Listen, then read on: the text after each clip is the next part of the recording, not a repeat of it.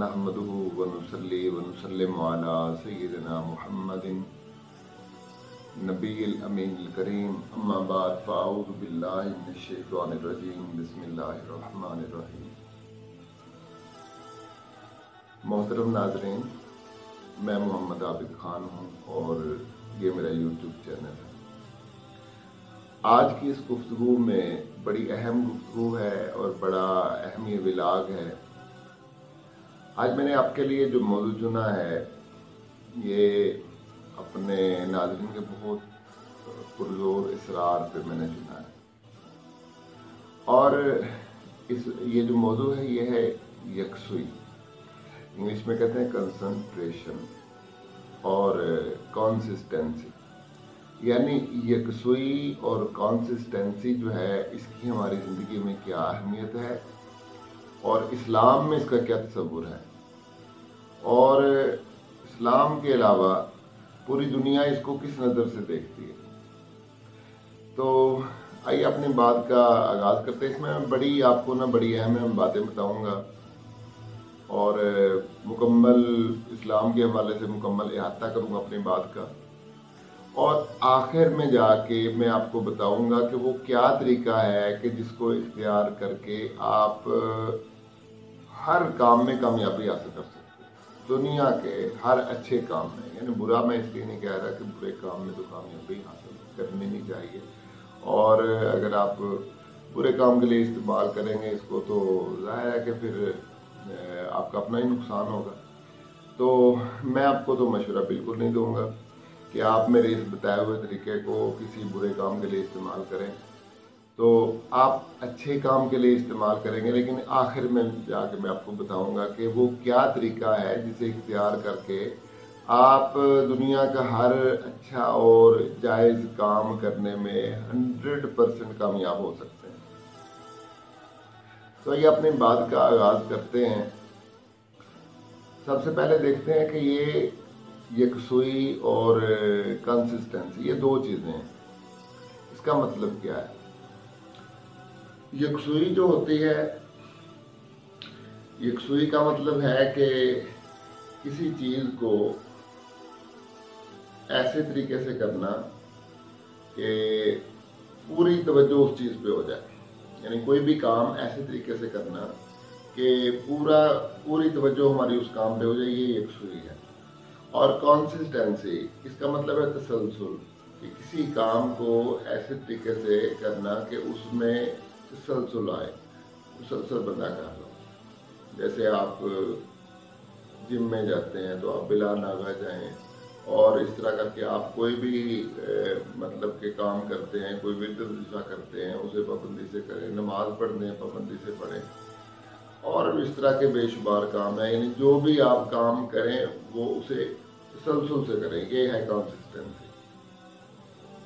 अच्छा, जब हम देखते हैं कि पूरी दुनिया के अंदर जितने भी लोग हैं, चाहे वो किसी मज़हब से ताल्लुक़ रखते हों, चाहे वो किसी फ़िरके से ताल्लुक़ रखते हों, मतलब कोई भी उनका मज़हब हो, कोई भी फ़िरका हो या वो लामज़हब हो, लेकिन ये बात हर शख्स तकरीबन जानता है, 99% लोग ये बात जानते हैं कि दुनिया का कोई भी काम जो है वो यकसुई के बगैर पॉसिबल नहीं है। यानी किसी भी काम में कामयाब होना यकसुई के बगैर पॉसिबल नहीं है और कंसिस्टेंसी के बगैर पॉसिबल नहीं है। यानी देखें कि अगर आप एक बच्चे को स्कूल दाखिल करवाते हैं तो कंसिस्टेंसी नहीं है तो वो पढ़ नहीं सकेगा। अब कंसिस्टेंसी क्या है कि वो डेली स्कूल जाए, रोज़ाना स्कूल जाए वो। और यकसुई क्या है कि वो जो उसको काम मिला हुआ उसको समझे, ध्यान से लेक्चर को सुने अपने असातिज़ा के, और उसके बाद उसको पूरा करे। यानी वो बात को समझे और जो उनको होमवर्क मिले वो पूरा करे। तो ये यकसुई है। और कंसिस्टेंसी ये है रोज़ाना स्कूल जाना।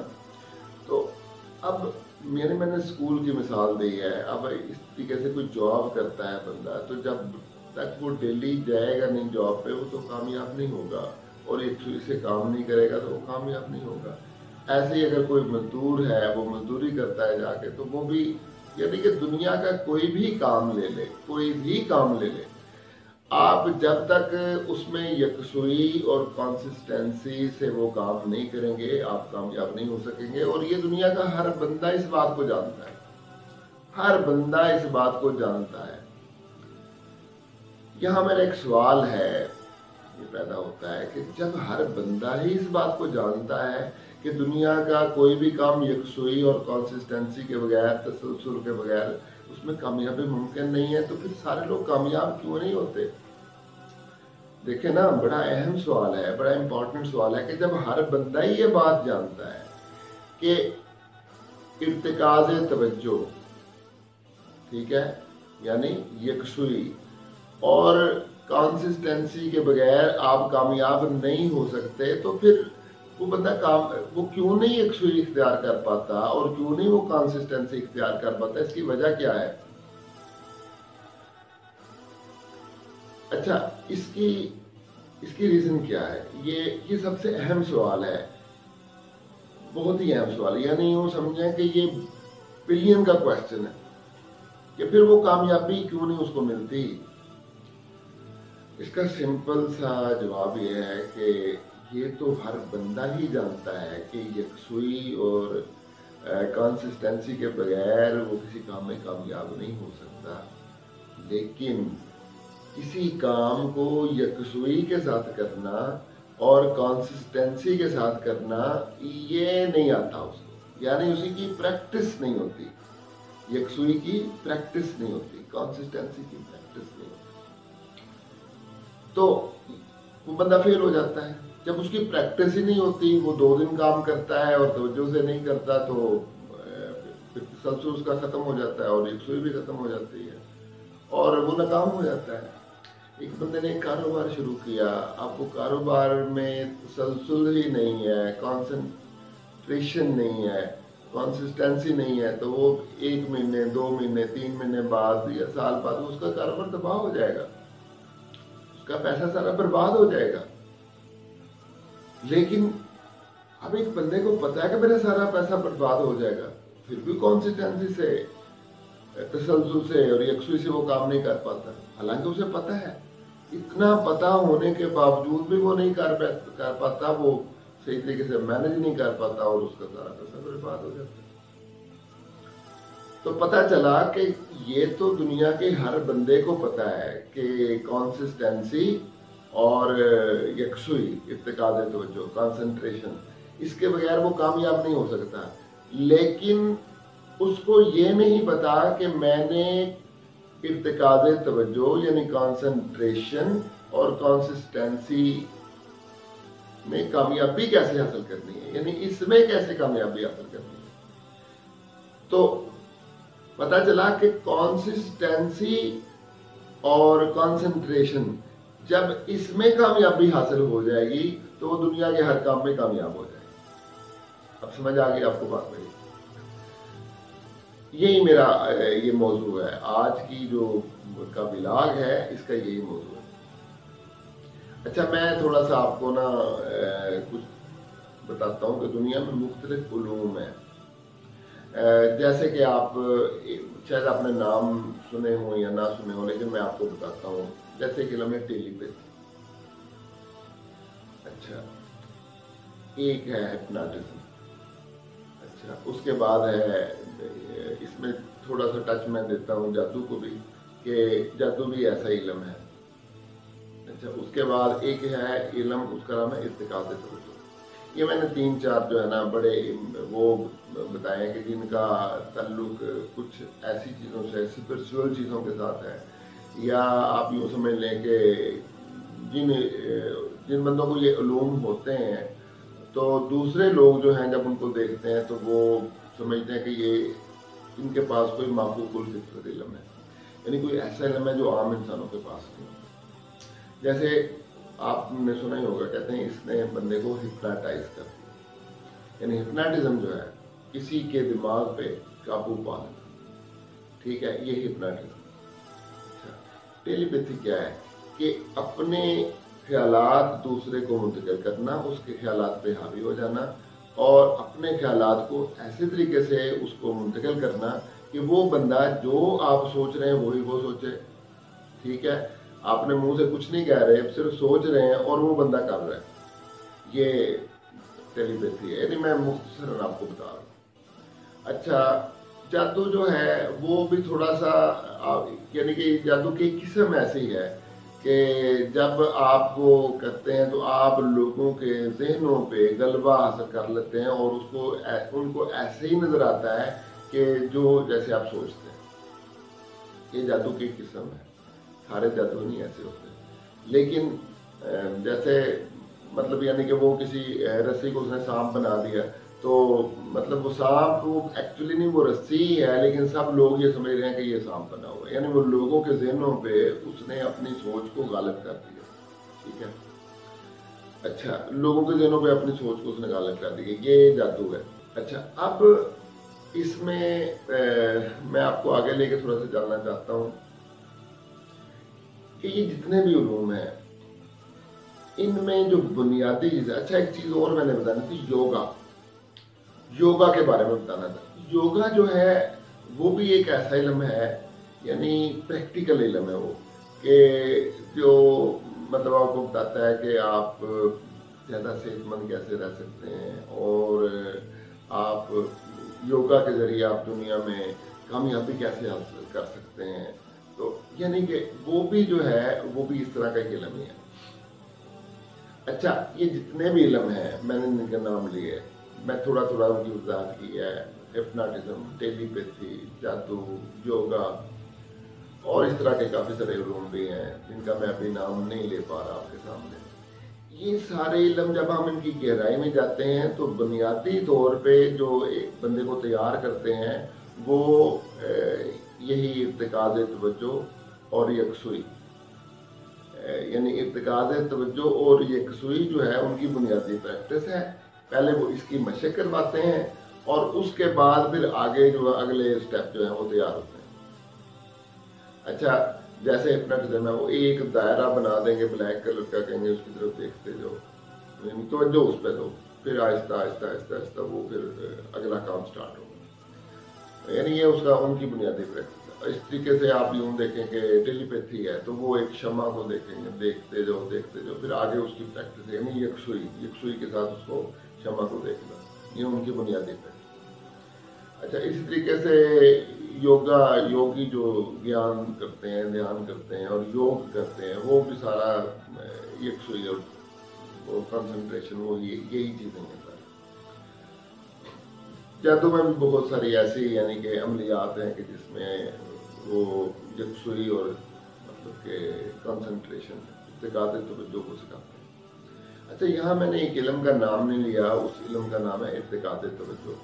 ये इत्तेकाद तवज्जो तो इसका मतलब है ना कि किसी चीज़ पे यानी तवज्जो अपनी मरकूज कर देना, लेकिन वो बाकायदा तौर पे वो उसकी जब प्रैक्टिस करवाते हैं तो एक वक्त आता है कि जैसे एक बंदा देखता है गिलास को तो उसको इतनी तवज्जो देता है, वो देखता है कि वो कहता है कि वो टूट जाए तो वो गिलास जो होता है वो दो टुकड़े हो जाता है। अगर वो उस पर तवज्जो दे और वो के गिलास इधर से सरक के इधर हो जाए तो वो गिलास उधर से सरक के उधर ही हो जाता है। यानी ये इत्तेकाद तवज्जो है। यानी इत्तेकाद तवज्जो से क्या हुआ कि वो गिलास टूट गया और इस तरह करके, और यानी कि काफ़ी सारे काम। एक आप बड़ी मशहूर गेम है जिसकी मैं मिसाल यहाँ से मिसाल के तौर पे यानी उसको मैं आपके सामने पेश करना चाहूँगा। लूडो आप खेलते हैं। अच्छा, लूडो जब आप खेलते हैं तो लूडो के ऊपर ना बड़ा वो एक होता है, यानी कि उसका डाइस होता है, दाना इसको कहते हैं। जब उसको फेंकते हैं तो अब 6 आया है, 4 आया है, 2 आया, तो 6 जो है यानी बड़ा उसका वो होता है कि इम्पोर्टेंस होती है कि 6 आएगा तो वो बड़ी खुशी होती है उसको। और फिर उसमें जो आपने नंबर लेने अपनी मर्जी के, तो जिसके नंबर उस जो वो चाहता है उस तरह कहते हैं वो गेम जीत जाता है। अच्छा, उस इसमें भी इर्तिकाद तवज्जो का बड़ा अमल रखना है, यानी जिसकी इर्तिकाद तवज्जो ज्यादा होती है वो जो सोचता है उसको वही नंबर ही आता है। यानी उसने सोचा कि मुझे 6 आना चाहिए, उसको 6 ही आएगा। उसने सोचा मुझे 4 आना चाहिए, उसे 4 ही आएगा। तो ये भी एक कंसंट्रेशन है اور وہ ارتکاز توجہ کے ذریعے ہی وہ اس چیز میں کامیاب ہوتا ہے. تو جس بندے کی جتنی زیادہ ارتکاز توجہ کی پریکٹس ہوگی وہ اتنا ہی زیادہ ماہر ہوگا لوڈو میں اور وہ دوسرے کھیلوں میں اور دنیا کے ہر کام میں. تو میں یہی بتانا چاہتا ہوں. اچھا اب آگے چلتے ہیں ذرا. اچھا میں یہاں آپ کو یہ بتانا چاہتا ہوں کہ میرا جو کویسچن تھا جو میں نے ابھی آپ کے سامنے ریز کیا تھا تھوڑی دیر پہلے کہ جب ساری دنیا کے لوگوں کو پتا ہے کہ ارتکاز توجہ جو ہے اس کے ذریعے اور کنسسٹنسی کے ذریعے ہی آپ دنیا کے ہر کام میں کامیاب ہو سکتے ہیں تو پھر کامیاب ہوتا کیوں نہیں ہے, پھر انسان فیل کیوں ہو جاتے ہیں, اس کی وجہ کیا ہے؟ تو میں نے بتایا تھا, دوبارہ پھر بتا رہا ہوں کہ اس کی وجہ یہ ہے کہ ارتکاز توجہ کی ان کی پریکٹس نہیں ہوتی اور ان کے پاس کوئی ایسا ماحول نہیں ہوتا کہ جس ماحول کو وہ اڈاپٹ کر کے ارتکاز توجہ یا کنسسٹنسی کی پریکٹس حاصل کر سکیں. تو یہ ان کے فیلئر کی سب سے بڑی وجہ ہوتی ہے.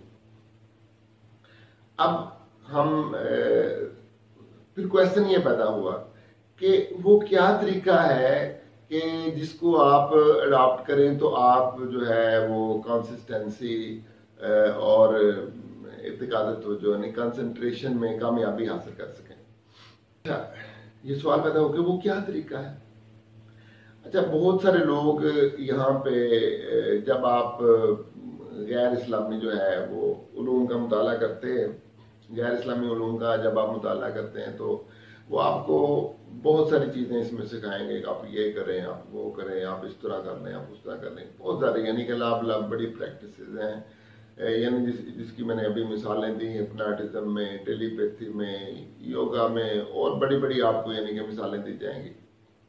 لیکن میں یہاں آپ کو یہ بتانا چاہتا ہوں کہ اگر آپ اسلام کا صحیح طریقے سے مطالعہ کریں اور اسلام میں جو تصور ہے کنسنٹریشن کا اور تسلسل کا یعنی کنسسٹنسی کا, اگر آپ اس کا مطالعہ کریں اور اس کے مطابق آپ اپنے آپ کو ڈھال لیں تو میں کہتا ہوں کہ آپ نہ صرف ایک بہت اچھے مسلمان بن جائیں گے بلکہ آپ دنیا کے ہر کام میں یعنی جائز کام میں آپ 99% کامیاب ہو جائیں گے.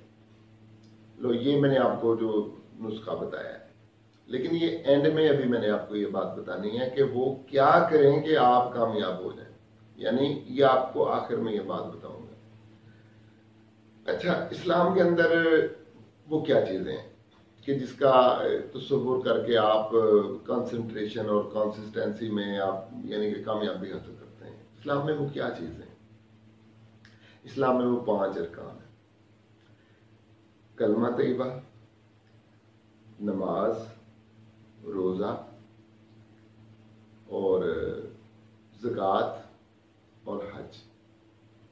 یہ 5 چیزیں ایسی ہیں کہ اگر آپ ان کی روح کو سمجھ لیں اور ان کی روح کے مطابق ان پر عمل پیرا ہو جائیں تو آپ کو پھر دنیا کے کسی اور علم میں جانے کی ضرورت نہیں ہے, کوئی اور استاد پکڑنے کی ضرورت نہیں ہے, اور آپ بڑی یعنی کہ آپ کی اتنی کنسسٹنسی اور کنسنٹریشن کی اتنی پریکٹس ہو جائے گی, اتنی پریکٹس ہو جائے گی کہ پھر آپ یعنی یوں سمجھیں کہ جو بھی آپ تہیا کریں گے کام کرنے کا آپ اس کام میں کامیاب ہو جائیں. یہ بنیادی نقطہ ہے جو میں آپ کو سمجھانا چاہتا ہوں آج کے اس کلاس میں. اچھا اب تھوڑا تھوڑا میں ٹچ دیتا ہوں کہ اسلام میں یہ چیزیں کیا ہیں, کیسے یہ یعنی کہ کنسنٹریشن, ارتکاز توجہ اور کنسسٹنسی انسان میں کیسے پیدا کرتی ہیں چیزیں.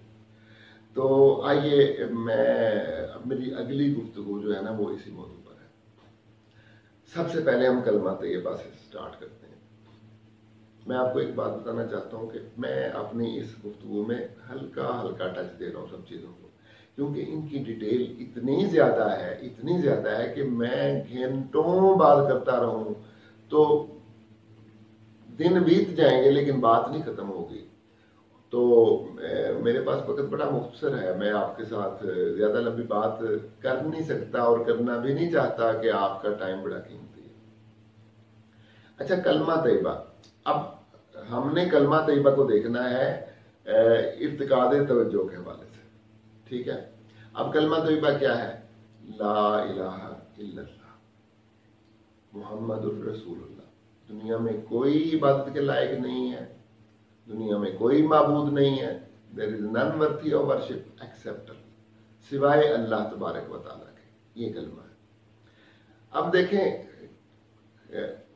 آپ نے یہ جو باقی چیزیں ہیں نا, ہپناٹزم وغیرہ ساری چیزیں, آپ یوگا بھی لے لیں آپ, تو جب وہ گیان دھیان کرتے ہیں تو کیا کرتے ہیں, وہ ٹیلی پیتھی میں ایک شمع کے سامنے بٹھا دیتے ہیں بندے کو, اور ہپناٹزم میں ایک کالے رنگ کا دائرہ لگا کے اس کی طرف دکھاتے ہیں بندے کو, اور جو یوگی ہیں وہ آنکھیں بند کر کے ایسے کر کے وہ ایک چیز کے بارے میں سوچتے ہیں.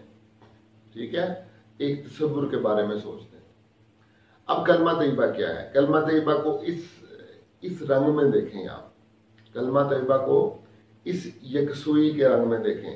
لا الہ, دنیا میں کوئی عبادت کے لائق نہیں. جب آپ نے کہہ دیا دنیا میں کوئی عبادت کے لائق نہیں, تو ہر چیز کی نفی ہو گئی, ہر چیز کی نفی ہو گئی. There is none worthy of worship, کوئی عبادت کے لائق نہیں ہے. تو جب ہر چیز کی نفی ہو گئی تو کون سی چیز ہے جو عبادت کے لائق ہے؟ اللہ, اللہ کا تصور. یہ کیا ہے؟ یعنی اللہ کا تصور یہ یکسوئی ہے. یعنی ساری دنیا جو ہے اس کو اپنے فانی کر دیا. کل من علیہا فان ویبقی وجہ ربک ذو الجلال والاکرام. دنیا میں ہر چیز فانی ہے, باقی ہے تو تیرے رب کی ذات باقی ہے. یہ کیا ہے؟ یہ یکسوئی کا تصور ہے. یہ اسلام کنسنٹریشن دے رہا ہے آپ کو. اسلام آپ کو بتا رہا ہے کہ آپ جب سوچیں, جب کلمہ طیبہ پڑھ کے اسلام میں داخل ہوں, تو آپ سمجھیں کہ دنیا میں اور کچھ بھی نہیں ہے, صرف اللہ کی ذات کے. ساری دنیا نے فنا ہو جانا ہے, ہر چیز کا ایک وقت مقرر ہے, ہر چیز نے ختم ہو جانا ہے, اور باقی کس نے رہنا ہے؟ اللہ تعالیٰ نے.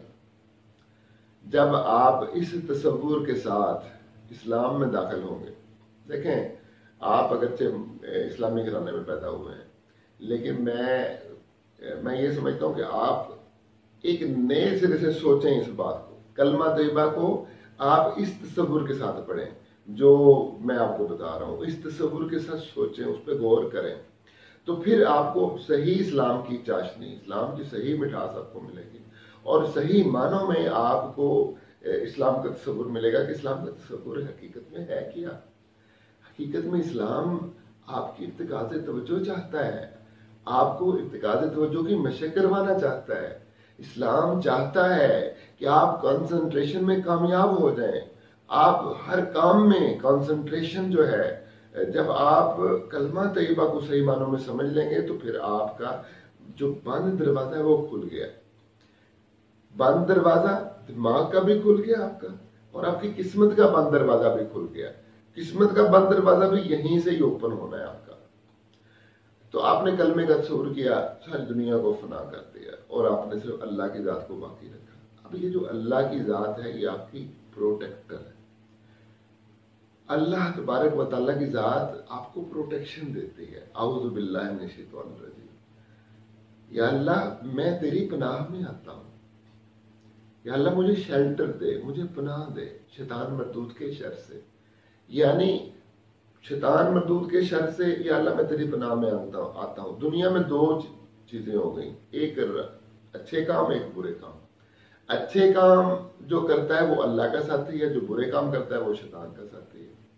تو اب جب ہم نے کہا اعوذ باللہ من الشیطان الرجیم, تو مطلب ہم اللہ کی پناہ میں آ گئے. تو کلمہ جب ہم پڑھیں گے تو ہم اللہ کی پناہ میں آ جائیں گے نا. جب ہم صحیح تصور کریں گے کہ دنیا میں صرف اللہ کی ذات ہی ہے جو پروٹیکشن دیتی ہے, تو باقی ساری دنیا فنا ہے, باقی اللہ کی ذات ہے, تو یہ ایک ہی یکسوئی ہو گئی. میں اس کی گہرائی میں نہیں جانا چاہتا, آگے چلتے ہیں. اچھا, اس میں آگے ایک نماز ہے. نماز پہ میں سب سے آخر میں بات کروں گا, کیونکہ وہی ایک بنیاد ہے, کیونکہ وہ ڈیلی ہم نے پڑھنی ہوتی ہے, دن میں 5 دفعہ پڑھنی ہوتی ہے, تو اس پہ بات میں سب سے آخر میں کروں گا. حالانکہ کلمے کے بعد سب سے زیادہ جو امپورٹنس ہے وہ نماز کی ہے, لیکن میں میں اس کو اپنی گفتگو کے آخر میں، اپنے ولاگ کے آخر میں بات کروں گا، تاکہ اس کی جو امپورٹنس ہے وہ باقی رہے اور آپ کو پتہ چلے، اور آپ کی کہ ولاگ سننے کے بعد بھی آپ کے دل و دماغ میں وہ نماز کا تصور باقی رہے۔ اچھا، تو نماز کے بعد اگلی چیز کیا ہے جناب؟ روزہ ہے۔ اب روزہ کیا ہے؟ روزہ اللہ تبارک و تعالیٰ کے تصور کو مضبوط کرتا ہے، یعنی روزہ اس بات کا تصور اس کو مضبوط کرتا ہے کہ اللہ ہے اور اللہ آپ کو دیکھ رہا ہے۔ یہ بھی کنسنٹریشن ہے، یعنی کنسنٹریشن ہے، یہ بھی آپ کنسنٹریشن میں کامیاب ہو رہے ہیں کہ آپ کو اللہ نظر نہیں آ رہا، نہیں نظر آ رہا، نظر آنے والوں کو آ جاتا ہے لیکن آپ کو نظر نہیں آ رہا، آپ نے دیکھا ہوا نہیں ہے، لیکن آپ نے ایک تصور کیا کہ اللہ ہے، اور میں اس اللہ کی خاطر کھانا چھوڑ دیا، پانی پینا چھوڑ دیا، آپ نے دنیا کا ہر وہ کام، یعنی طلوع فجر سے لے کر مغرب تک جو روزے کے منافی ہے آپ نے چھوڑ دیا۔ کس لیے چھوڑا؟ اللہ کے لیے چھوڑا۔ اللہ کون ہے؟ ایک اللہ کی ذات ہے۔ تو آپ کی ساری توجہ صبح سے لے کر شام تک کس پہ مرکوز ہوتی ہے؟ اللہ پہ مرکوز ہوتی ہے۔ یعنی کون سی ذات ہے؟ اللہ کی۔ کتنے اللہ ہے؟ ایک اللہ ہے۔ اور ایک اللہ پہ کس کی توجہ ہو رہی ہے؟ آپ کی توجہ ہو رہی ہے۔ کب سے کب تک؟ صبح سے لے کر شام تک۔ یہی کنسنٹریشن ہے۔ تو روزہ جو ہے یہ ارتکاز توجہ کی مشق کرتا ہے، آپ کو بتاتا ہے کہ اللہ تبارک و تعالیٰ کی ذات موجود ہے، اور آپ نے اللہ کا تصور کرنا ہے۔ اور اللہ کا تصور آپ نے کیسے کرنا ہے؟ اپنے دل و دماغ میں اللہ کو راسخ کر لینا ہے، اپنے دل و دماغ پہ اللہ تبارک و تعالیٰ کی ذات کو حاوی کر لینا ہے۔ یہی تصور جو ہے یہ روزہ سکھاتا ہے۔ اور جب آپ 30 دن تسلسل کے ساتھ ارتکاز توجہ کی پریکٹس کرتے ہیں، مشق کرتے ہیں، یہ ہائی لیول کی مشق ہے، ہائی لیول کی مشق، تو پھر آپ بہت کامیاب ہو جاتے ہیں، یعنی آپ کی کنسنٹریشن اور کنسسٹنسی دونوں آپ کی چیزیں کامیاب ہوں۔ اچھا، اس کے بعد ہم حج کی طرف آتے ہیں۔ حج کیا ہے؟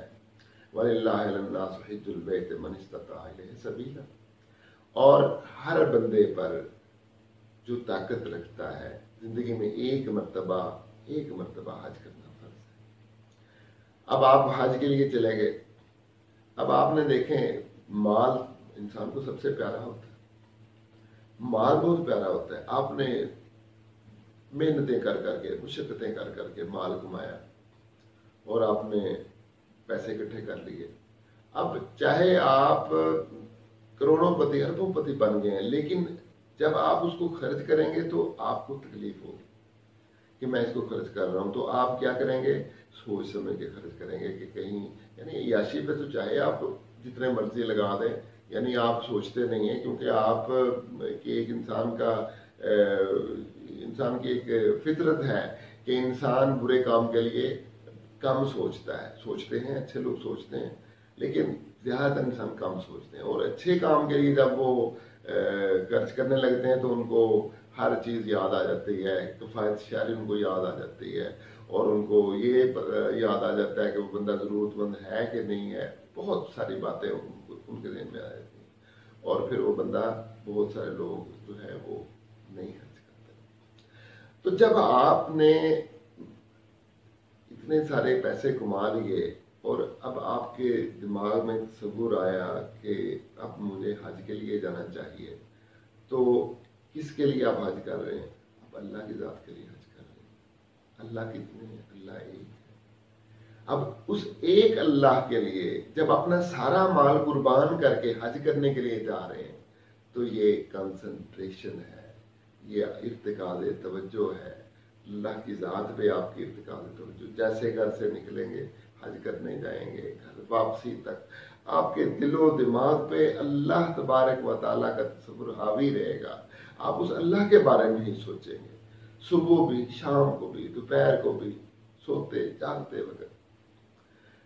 وَالَّذِينَ يَبِيتُونَ لِرَبِّهِمْ سُجَّدًا وَقِيَامًا، اور جو لوگ اللہ کی خاطر اپنی راتیں بتاتے ہیں सजदे और क़याम की हालत, उनके तसव्वुर में हर वक्त अल्लाह होता है।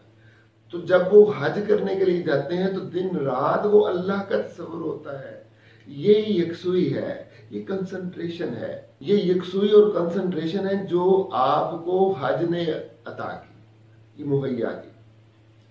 और जब आप घर से निकले और घर से वापसी तक ये तसव्वुर आपके ज़हन में रहा, अब आप हज के लिए जाते हैं। हज में क्या है जी? खाना काबा है। अल्लाह कितने? एक। कुरान कितने? एक। नबी कितने? एक। मोहम्मद सल्लल्लाहु अलैहि वसल्लम, जिनका हम कलमा पढ़ते हैं। खाना काबा एक। तो उस एक घर को सारी दुनिया के मुसलमान उसकी तरफ मुंह करके सजदा करते हैं, और अब उसके इर्द गिर्द सारे इकट्ठे हो गए। कभी आप देखें ना ऊपर से खाना काबा की तस्वीर को, और लोग सजदे में पड़े हुए हों या तवाफ कर रहे हों, तो बड़ा रूहानी मंजर होता है। तो वो सारे लोग उस एक घर का तवाफ कर रहे हैं। तो क्या है ये कंसंट्रेशन है, ये इर्तिकाद तवज्जो है। इस्लाम हमको प्रैक्टिस करवा रहा है।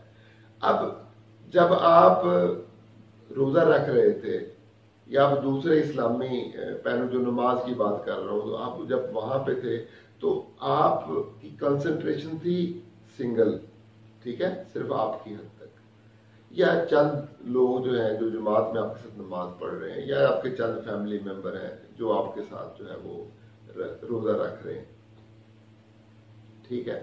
लेकिन जब आप हज करने के लिए जा रहे हैं, वहां पूरी दुनिया से लोग आए हुए हैं। अब आपकी कंसंट्रेशन और उनकी कंसंट्रेशन, यकसुई आपकी और उनकी यकसुई, और आपकी इर्तिकाद तवज्जो, उनकी इर्तिकाद तवज्जो आपस में जब मिल जाती है, तो उनकी इर्तिकाद तवज्जो से आपकी इर्तिकाद तवज्जो को पावर मिलती है, ताकत मिलती है, और आप एक बहुत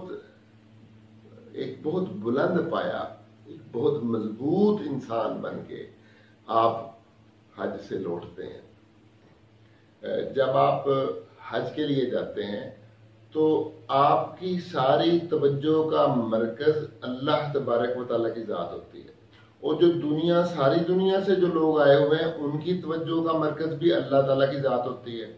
तो आप भी उस तरफ यकसू हैं और वो लोग भी उस तरफ यकसू हैं। वो भी इर्तिकाद तवज्जो कर रहे हैं, आप भी इर्तिकाद तवज्जो कर रहे हैं। वो भी कंसंट्रेशन कर रहे हैं, आप भी कंसंट्रेशन कर रहे हैं। तो जो उनकी इर्तिकाद तवज्जो है और आपकी इर्तिकाद तवज्जो है, जब ये आपस में मिलते हैं तो ये एक दूसरे को पावर देते हैं, और फिर आप इर्तिकाद तवज्जो की उस मकाम तक पहुंच जाते हैं इर्तिकाद तवज्जो के, कि जो आप हज के बगैर पहुंच नहीं सकते, जो आप हज के बगैर नहीं पहुंच सकते। तो ये जो चीज है, ये जब आप हज करने के लिए जाते हैं तो ये आपको प्रैक्टिस से हासिल होती है, ये चीज आपको हासिल होती है, और इसकी वजह से आप इर्तिकाद तवज्जो के बहुत बुलंद मकाम तक पहुंच जाते हैं। तो अब हम आगे चलते हैं, हम ज़कात की बात करते हैं। जब आप ज़कात देते हैं तो आप ज़कात का इर्तिकाद तवज्जो से क्या ताल्लुक है? ज़कात का इर्तिकाद तवज्जो से ये ताल्लुक है कि ज़कात आप अल्लाह के लिए दे रहे हैं, और अल्लाह कितने हैं? अल्लाह एक है। आप उस एक अल्लाह को खुश करने के लिए, उस एक अल्लाह को राजी करने के लिए जब अपने कीमती माल में से ज़कात अदा करते हैं, तो ये भी आपकी अल्लाह की तरफ तवज्जो हो रही होती है, अल्लाह का तसव्वुर आपके ज़हन में रासिख हो रहा होता है। तो उससे भी आपको इर्तिकाद तवज्जो, यकसुई और अल्लाह तबारक व तआला के बारे में यकीन, ज्ञान, ध्यान, ईमान, ये सारा आपको उसमें इजाफा हो जाता है।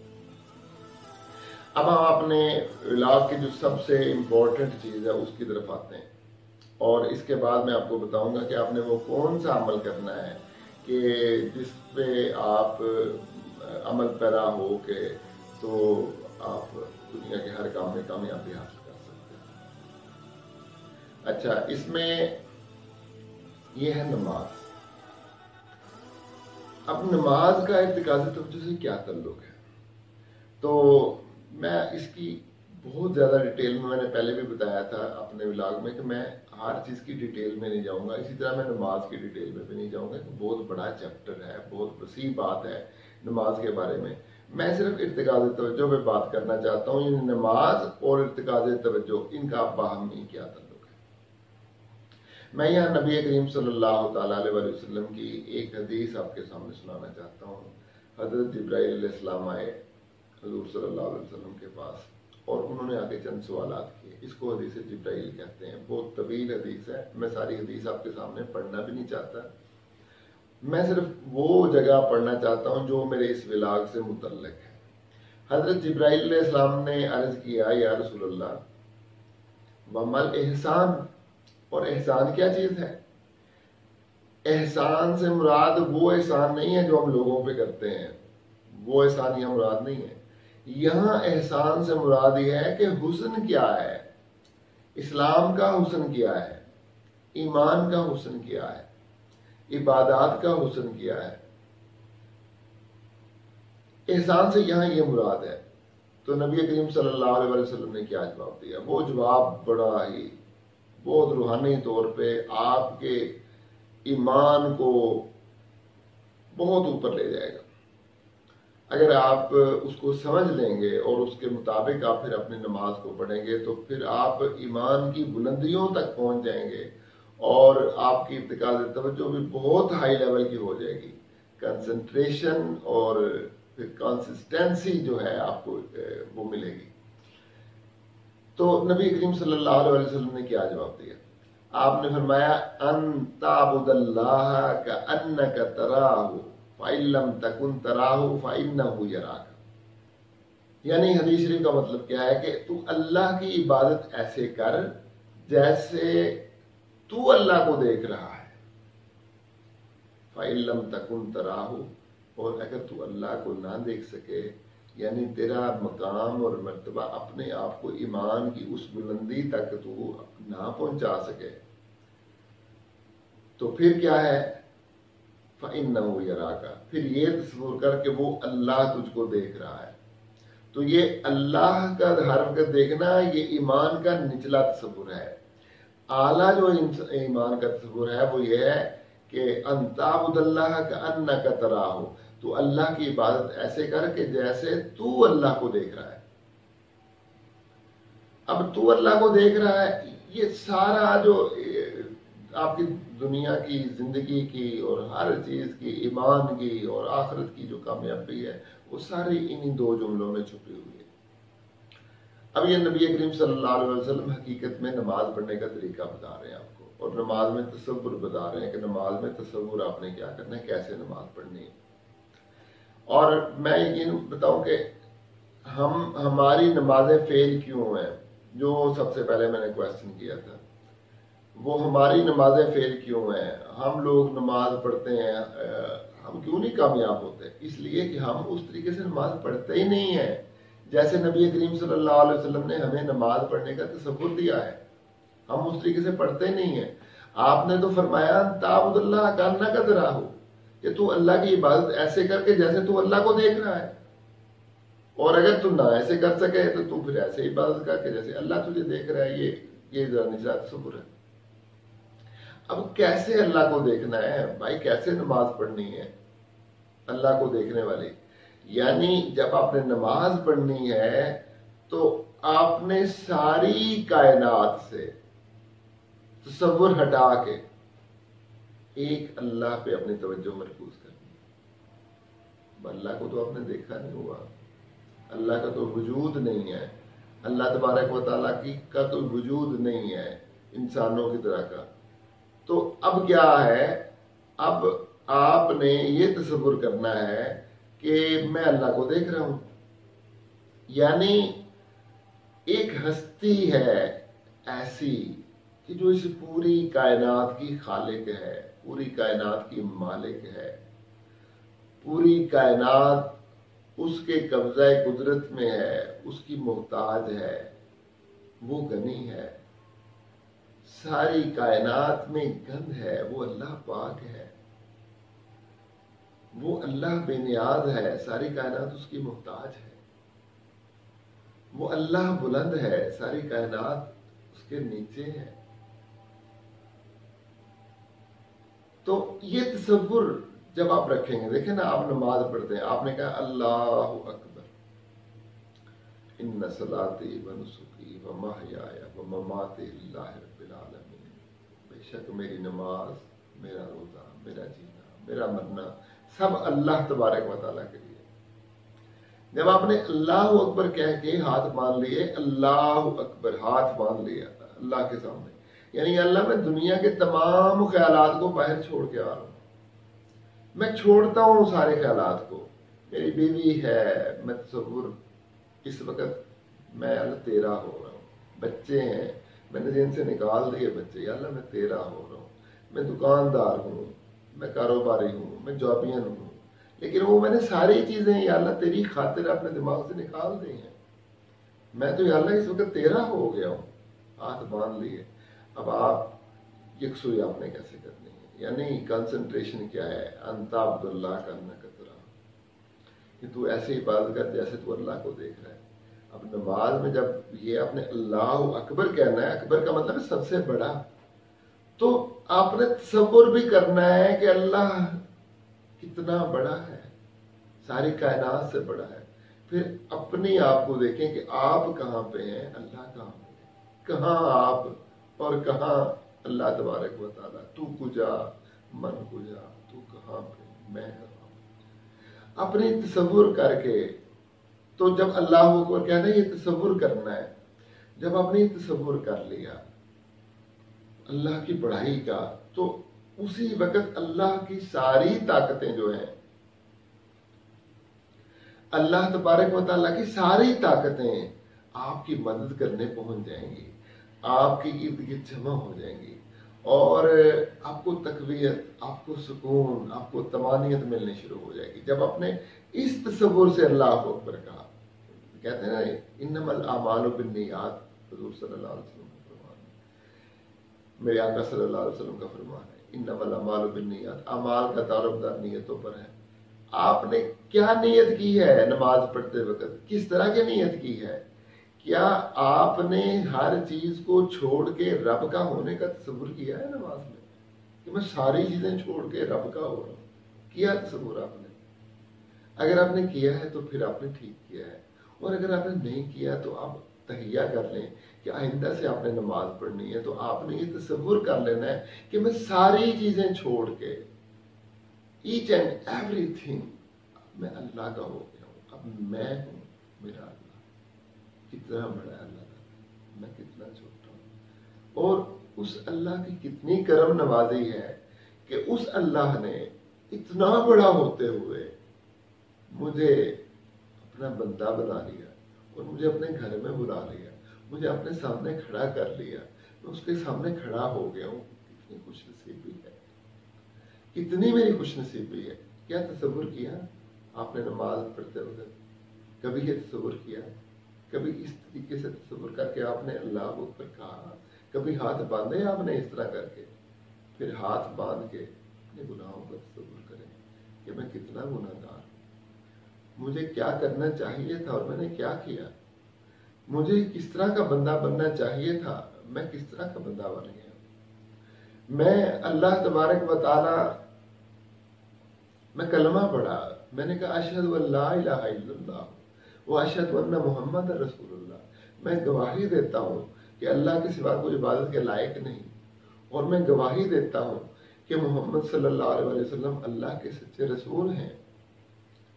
میں نے گواہی دی، میں نے کلمہ پڑھا لا الہ الا اللہ محمد رسول اللہ، اللہ کے سوا کوئی عبادت کے لائق نہیں، محمد صلی اللہ علیہ وسلم اللہ کے رسول ہے.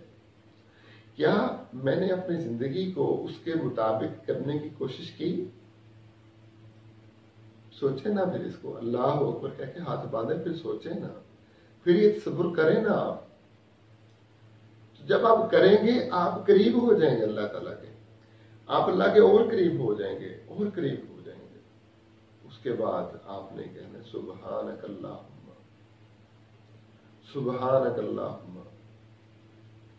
اے اللہ تو پاک ہے، کتنا پاک ہے اللہ. اللہ کی پاکی کا تصور کریں، اپنی گندگی کا تصور کریں. सुभानक अल्लाहुम्मा, ऐ अल्लाह तू कितना पाक है। अपनी गंदगी का तस्वुर करें और फिर अल्लाह का शुक्र अदा करें कि अल्लाह ताला ने तुझ जैसे गंदे को अपनी पाक हस्ती के सामने खड़ा होने का मौका दिया है। तो ये शुक्र अदा करें, सुभानक अल्लाहुम्मा व बिहम्दिका, अल्लाह सारी तारीफें तेरे लिए हैं, सारी तारीफें तेरे लिए हैं, हर तारीफ तेरे लिए है। व बिहम्दिका व तबारक अस्मुका, तेरा नाम बरकत वाला है। व तआला जद्दुका, तेरी शान बुलंद है। व ला इलाहा गैरुका, और तेरे सिवा कोई इबादत के लायक नहीं है। कहाँ गुमराह होते फिर रहे हैं हम, कहाँ हमने और झूठे महबूद बना लिए। हमने सोचा कि ये नौकरी कोई देगा, हमने सोचा रिज़्क कोई देगा, हमने सोचा ये अला बला बहुत कुछ। क्या तस्वुरात है, रब का तस्वुर करें कि रब ने आपको देना है। राज़िक रब है, मालिक रब है, खालिक रब है। आप ना रब के साथ तल्लुक मजबूत करें। वला इलाहा गैरुक, तेरे सिवा कोई इबादत के लायक नहीं, इबादत के लायक नहीं। और जो रब की खुसूसियात हैं वो रब के साथ वो तल्लुक जोड़ना, किसी और के साथ जोड़ना भी नहीं बनता। ये है वला इलाहा गैरुक। तो जब आपने ये अल्लाह तस्वुर कर लिया, आपने इस तस्वुर से सुना पढ़ ली, अब आप थोड़ा सा और आगे चले जाएंगे, अपने रब के करीब हो जाएंगे। ठीक है, रब के आप करीब हो जाएंगे थोड़ा सा। उसके बाद आपने आऊज़ु बिल्लाहि मिनश शैतानिर रजीम, बिस्मिल्लाहिर रहमानिर रहीम, इसका तर्जुमा पढ़ेंगे। या अल्लाह मैं तेरी शेल्टर में आता हूँ, या अल्लाह मैं तेरी पनाह में आता हूँ शैतान मरदूद के शर से। या अल्लाह शैतान ये गुनाह का नाम है, शैतान बदी का नाम है, शैतान एक बदी का तस्वुर है। अल्लाह बदी मेरे पीछे भाग रही है और या अल्लाह मुझे अपनी पनाह में ले ले, मैं बदी से बच नहीं सकता। ला हौला वला कुव्वता इल्ला बिल्लाहिल अलिय्यिल अज़ीम। ना नेकी करने की ताकत है मेरे अंदर, ना बुराई से बचने की ताकत है, इल्ला बिल्लाहिल अलिय्यिल अज़ीम। लेकिन या अल्लाह सिर्फ तेरी तौफीक से, तेरे करम से, तेरे करम से, तेरी मदद से ये सब कुछ मुमकिन है। तो या अल्लाह मैं शैतान मेरे पीछे, बुराई मेरे पीछे है और मुझे पकड़ने की कोशिश कर रहे हैं। या अल्लाह मैं कहाँ तक भागूंगा, अगर तूने मुझे पनाह ना दी तो बुराई तो मुझे जकड़ लेगी, बुराई अपने अंदर मुझे खींच लेगी। तो या अल्लाह मुझे बचा ले बुराई से। आऊज़ु बिल्लाहि मिनश शैतानिर रजीम, ये तस्वुर करें। और इस तस्वुर के बाद फिर आप कहें बिस्मिल्लाहिर रहमानिर रहीम, अल्लाह के नाम से शुरू, जो बहुत मेहरबान है, निहायत रहम वाला है। रहमान भी है, रहीम भी है, दुनिया में भी रहमान है, मेहरबानी फरमाने वाला है, आखिरत में भी रहम फरमाएगा। दुनिया में काफिरों और मोमिनों सबके लिए मेहरबान है, आखिरों में सिर्फ ईमान वालों के लिए, आखिरत में सिर्फ ईमान वालों के लिए मेहरबान है। तो जब आप बिस्मिल्लाह पढ़ के ये तस्वुर करेंगे, अल्लाह तबारक व तआला की रहमतें आपको ढांप लेंगी, अल्लाह ताला की रहमतें आपको ढांप लेंगी। तस्वुर करें कि अब मैंने अल्लाह को रहमान कह दिया है, मैंने अल्लाह को रहीम कह दिया है। अब ये पॉसिबल नहीं है कि अल्लाह मुझे अपनी रहमत अता न करे। इतना कुछ तो अल्लाह ने दिया हुआ है, ये आंखें दी हैं, ये हाथ दिए हैं, ये पाँव दिए हैं, ये लिबास दिया है, घर दिया है, इतनी नेमतें, जॉब दी है, कारोबार दिया है, इतना कुछ तो अल्लाह ताला ने दिया है। तो मैं कितना ना शुक्रा हूं कि इतना कुछ होने के बावजूद मैं अल्लाह का शुक्र नहीं अदा करता। ये पॉसिबल ही नहीं है कि आप अल्लाह को रहमान कहें, आप अल्लाह को रहीम कहें और बड़े प्यारे अंदाज में कहें। अल्लाह की रहमत आपको ढांपे ना अपने अंदर, पॉसिबल ही नहीं है। तो अल्लाह की रहमत आपको ढांप लेगी। उसके बाद आपका शुरू हो गया अल्हम्दुलिल्लाह रब्बिल आलमीन। थोड़ा सा आगे बढ़ते हैं। मैंने आपको बताया कि नमाज का जो एक एक जुमला है, एक एक कलमा है जो आपके मुंह से अदा हो रहा है, आप जब तक उसमें गुम हो के उसका तसव्वुर करके, उसके माने का तसव्वुर करके, और जो आप ہمارے رب کے ساتھ اس کلمے کا تعلق ہے، جو وہ کلمہ ہمارا تعلق ہمارے رب کے ساتھ بناتا ہے، جب تک ہم وہ تصور کر کے وہ کلمہ اپنے منہ سے ادا نہیں کریں گے تو ہمیں نماز کے اندر وہ یکسوئی حاصل نہیں ہوگی کہ جو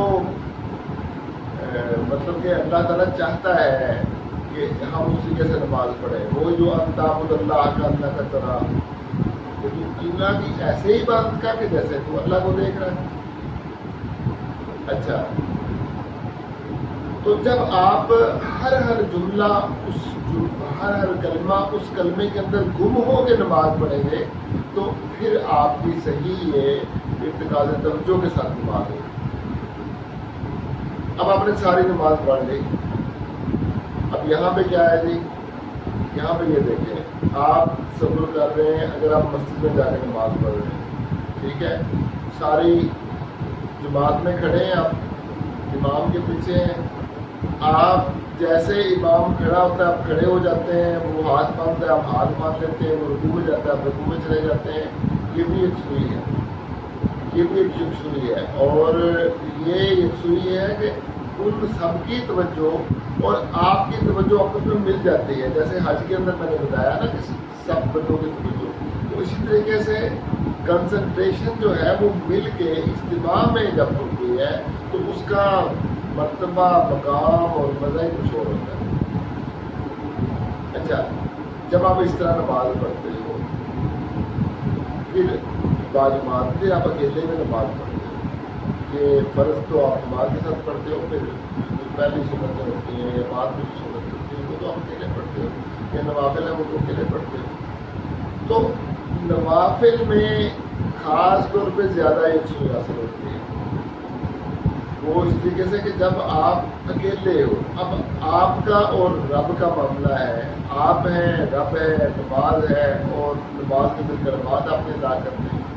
جب آپ وہ کلمات ادا کرتے ہو، میں کبھی کچھ ادا کروں گا، ہر کلمے کا تصور آپ کو بتاؤں گا کہ آپ نے کس تصور کے ساتھ ہر کلمہ ادا کرنا ہے.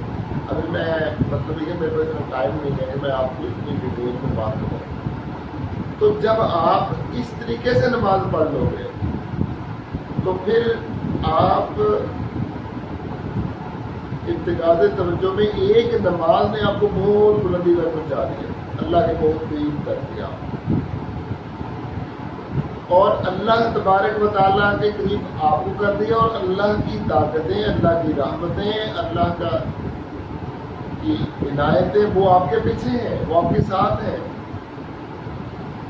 کیا ہے اللہ کی طاقت ہے؟ وہ شیلٹر ہے، جو وہ شیلٹر، وہ سارا وہ آپ کے پیچھے ہے. آپ اس شیلٹر میں ہیں، آپ اس پناہ میں ہیں، آپ اس رحمتوں کی پناہ میں ہیں، آپ اس برکتوں کی پناہ میں ہیں. تو آپ کو تو وہ ساری طاقتیں حاصل ہو گئی. لوگ بھاگتے ہیں غیر مرئی طاقتوں کے پیچھے، میں جادو سیکھ لوں، میں ہپناٹزم سیکھ لوں، میں ٹیلی پیتھی سیکھ لوں، میں میجک سیکھ لوں، میں معفوق الفطرت ہو جاؤں، میں یہ کر لوں، میں وہ کر لوں. سب بکواس ہے، سب چیزیں فلوک ہیں. ایک اللہ کی جو طاقت اگر آپ کو مل گئی، اللہ کی طاقت آپ کے پیچھے ہے تو آپ دنیا کے طاقتور ترین انسان ہیں. اللہ کی رحمتیں آپ کے پیچھے ہیں تو آپ دنیا کے سب سے زیادہ مطمئن انسان ہیں.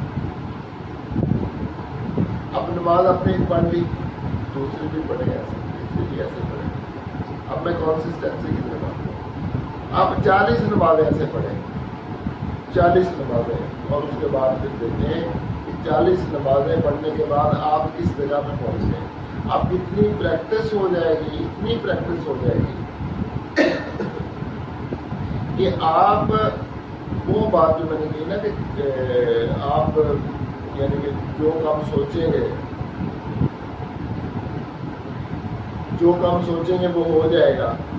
تو وہ یہ چیز ہے، وہ یہی چیز ہے کہ آپ 40 دن نماز پڑھیں گے، آپ کی قوت اتنی مضبوط ہو جائے گی، آپ کی سوچ اتنی مضبوط ہو جائے گی، آپ کی نیت اتنی مضبوط ہو جائے گی، آپ کی قوت فیصلہ آپ کے اندر اتنا آ جائے گا کہ آپ جو کام سوچیں گے وہ یا تو وہ ہو جائے گا، اور اگر آپ کی ناکامی ہوگی اللہ تبارک و تعالیٰ اسباب ایسے پیدا کر دے گا آپ کے لیے کہ کامیابی آپ کی قدم چومنا شروع کر دے، کامیابی آپ کے قدم چومنا شروع کر دے، کیونکہ آپ کا ہر کام کنسسٹینسی اور کنسنٹریشن آپ کے ہر کام میں شامل ہو گئی ہے۔ نماز نے 40 دن کی نماز نے آپ کو اتنا زیادہ مضبوط کر دیا ہے، آپ کو وہ تصور دے دیا ہے یکسوئی کا اور تسلسل کا، کہ اب آپ کو کسی اور چیز کی ضرورت نہیں ہے، کسی اور پریکٹس کی ضرورت نہیں ہے۔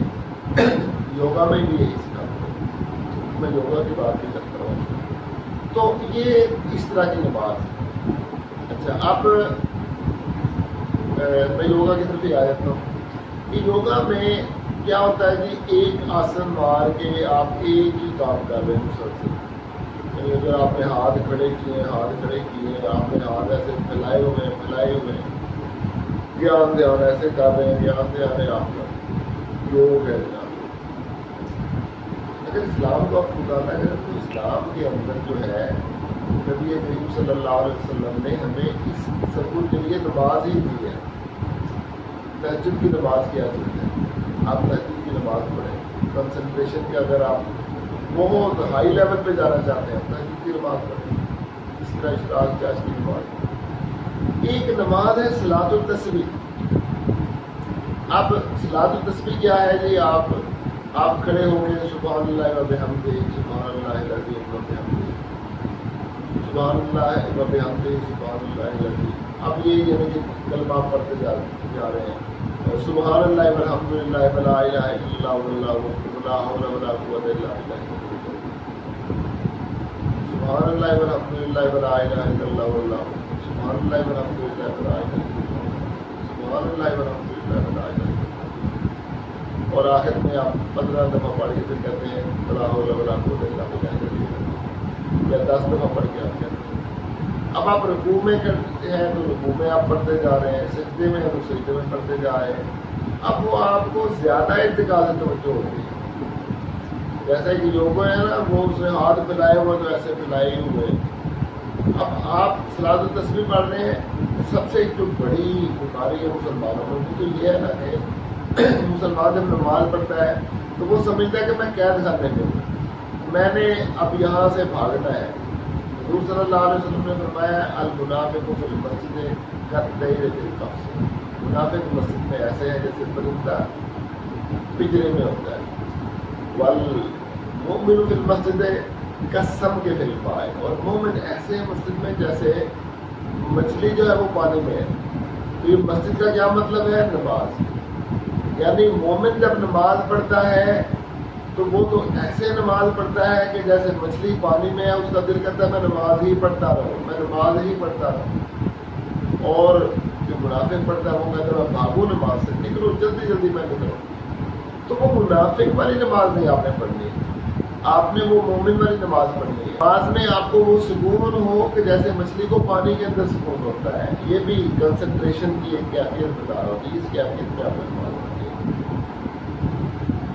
اور وہ کیفیت نہ ہو کہ جیسے پرندہ پنجرے میں پڑپڑا رہا ہوتا ہے، وہ کیفیت نہ ہو۔ اگر وہ کیفیت ہوگی بیکار نماز، آپ کو کوئی فائدہ نہیں ہوگا، یہ سارا زندگی کا فائدہ ختم ہو گیا اگر آپ اس طرح کی نماز پڑھیں گے۔ تو آپ بڑے توجہ سے، استغراق سے، یکسوئی کے ساتھ جب آپ نماز پڑھیں گے 40 دن، تو 40 دن کی نماز کے بعد آپ کو جو اتنی یعنی آپ کے اندر پاور آ جائے گی، طاقت آ جائے گی یکسوئی کی، تسلسل سے کام کرنے کی، کہ آپ دنیا کے جس کام کو بھی ہاتھ ڈالیں گے آپ اللہ تعالیٰ آپ کو کامیابی عطا فرمائیں گے۔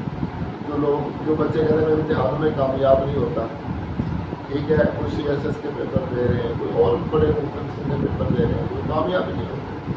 تو بھائی آپ کو جو اللہ تعالیٰ نے تصور دیا ہے کامیابی کا، آپ اس تصور پر تو چلے نا۔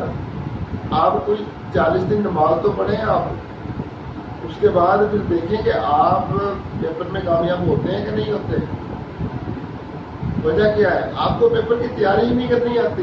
جب آپ نماز پڑھیں گے آپ وہاں سے سیکھیں گے کہ یکسوئی کیا چیز ہے، تسلسل کیا چیز ہے، جب وہ آپ وہاں سے سیکھیں گے، آپ کے جو پیپر کی تیاری کر رہے ہیں وہاں آپ کو وہ یکسوئی فائدہ دے گا، وہی فائدہ، وہ اللہ تعالیٰ کی ساری طاقتیں آپ کے پیچھے ہوگی، اللہ تعالیٰ کی ساری نورانیت آپ کے پیچھے ہوگی، ساری رحمتیں آپ کے پیچھے ہوگی، آپ کے پیپر میں سب سے اچھے مارکس آئیں گے۔ آپ اگر جاب کی تیاری کر رہے ہیں تو جاب میں آپ کا انٹرویو بہت اچھا ہوگا، آپ کے بہت اچھے نمبر بہت اچھے آئیں گے، اور اگر آپ ویسے کسی جگہ پہ جاب کرتے ہیں تو وہ جاب جو ہے آپ کی اچھی ہو جائے گی۔ تو یہ ساری چیزیں ہیں، میں زیادہ اس میں ڈیٹیل میں بھی جاؤں گا، تو آخر میں بس آپ کو میں یہی کہنا چاہتا ہوں کہ اپنے دل کے اندر اللہ تبارک و تعالیٰ کی وحدانیت کے تصور کو راسخ کریں، صحیح معنوں میں مومن بن جائیں، صحیح معنوں میں پکے سچے مسلمان بن جائیں، کلمہ طیبہ کا جو روح ہے اس روح سے کلمے کو ایک دفعہ پڑھیں، اور نماز کی جو روح ہے اس روح سے نماز کو پڑھیں 40 دن تک، اور اس کے بعد پھر تسلسل سے اسی طرح پڑھتے رہیں، تو پھر آپ ایمان کی معراج میں پہنچ جائیں گے انشاءاللہ تبارک و تعالیٰ۔ تو جب آپ کی آخرت سنور گئی، دنیا آپ کی سنور جائے گی۔ جب آپ کا اللہ سے تعلق مضبوط ہو گیا تو دنیا کے ساتھ آپ کا بہتری خود بخود، دنیا کے معاملات آپ کے سارے بہتر ہونے شروع ہو جائیں گے۔ تو میں اپنا انہی کلمات کے ساتھ اپنے اس گفتگو کا اختتام کرتا ہوں کہ اللہ تبارک و تعالیٰ مجھے اور آپ سب کو یہ اسلام کا جو تصور ہے یکسوئی اور وحدانیت کا اور کنسسٹنسی کا، اللہ تعالیٰ اس تصور کو ہمارے ذہنوں میں پکا اور راسخ کرنے کی توفیق عطا فرمائے، اور اسی طریقے سے نماز پڑھنے کی توفیق عطا فرمائے جیسے ہمارے نبی صلی اللہ علیہ وسلم نے پڑھی، اور جیسے ان کے صحابہ نے نماز پڑھی، ایسے اہل بیت اتحاد نے نماز پڑھی۔ اور آخر میں یہی کہوں گا کہ اپنی دعاؤں میں مجھے یاد رکھیے گا، اور اپنا بھی خیال رکھیے گا، اپنے اس چینل کا بھی خیال رکھیے گا۔ اللہ حافظ، السلام علیکم۔